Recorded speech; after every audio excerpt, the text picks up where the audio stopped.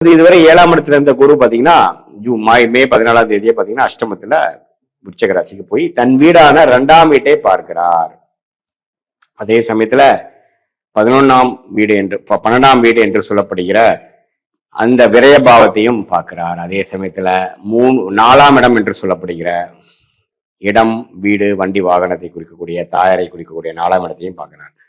So அப்படி இந்த அமைப்பு என்ன கொடுக்குதுன்னா, பணம், வீடு விஷயங்கள், இடம் விஷயங்கள்ல கொஞ்சம் வர்த்தகம், கொஞ்சம் விற்கிறது, வாங்குறது, அது மூலமாக சில பணம் சுப செலவுகளுக்கு வேணுங்கிறதுக்கு ஒரு பணம் திரட்டுறது, ஒரு இன்வெஸ்ட்மெண்ட்டுக்காக பண்றது, அது மாதிரி நிறைய அமைப்புகளை கொடுக்கக்கூடிய அமைப்பு விருச்சிக ராசிக்காரர்களுக்கு சில முயற்சிகள் எடுத்தாவே நடக்கும்.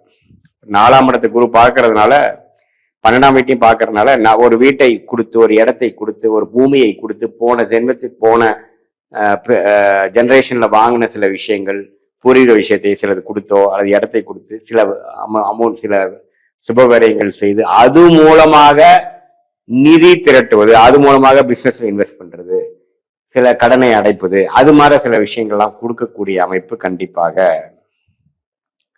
விருச்சிக ராசிக்காரர்களுக்கு உண்டு.